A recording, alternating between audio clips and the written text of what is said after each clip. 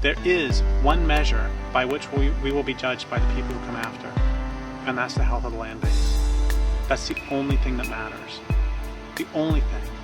They're not going to care for nice people. They will care that they have water to drink, and that they have food to eat, and and they're not being poisoned, and that the planet hasn't gone to runaway global warming. That is what matters.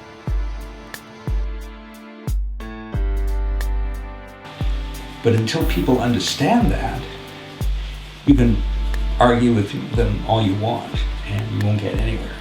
They really have to see that and accept that before you can have any sensible conversation about what to do about that. And so long as people remain oblivious to this fact, you can argue about other things all you want. But, till they see that we really are facing a calamity, not for the planet, because life on the planet will go on just fine without us.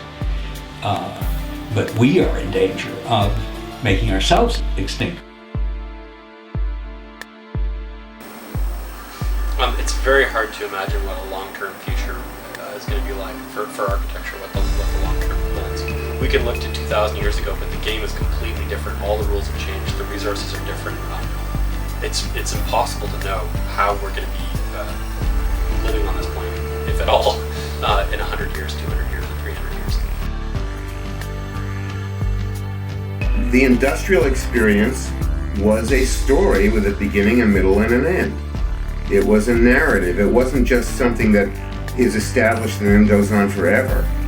That implies that we're going to need to know how to do engineering on a small scale, on a local scale, on a doable scale, using materials that are common and still available, and technologies that are not too high.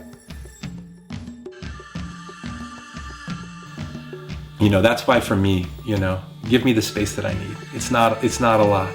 Make that space efficient. Make that space healthy. Make it in a way that when it's over, I feel good about what's gone because of what I did. And make it in a way that when I'm gone, it itself is just going to melt back into the earth, and it's not going to be a big eyesore. It's not going to be a gash out of the forest. My house is not going to be a gash out of the forest.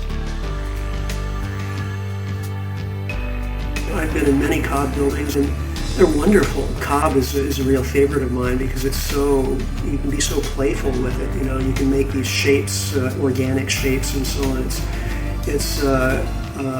You can build hobbit houses, and you let your imagination run wild. You're not confined to these, flat walls that end in square corners, which is really so boring. The square box is in fact one of the worst structures you could ever invent. You notice that nature never has anything square. There's a reason for that, because probably if there was anything square ever in the 5 billion years history of nature, it would lasted maybe a minute, because the square box is probably, from my research, the most inefficient, ineffective shape in the universe. We need to reinvent these ideas around sheltering ourselves such that it allows us to enhance community, because in the energy scarce future, the real social security will be being on good terms with your neighbors. So we need to figure out how our living arrangement can support that, can support us being on good terms with our neighbors, being friends, being there, showing up for other people who live near us. Is it possible to offer people a different cultural paradigm? What's really important to us is our relationships with the people around us, our relationship with the place that we live, our relationship with the stuff in our lives that we eat, that we clothe ourselves with, that we build with. By focusing on those relationships I think there's a positive ripple effect that will lead out into the rest of the world.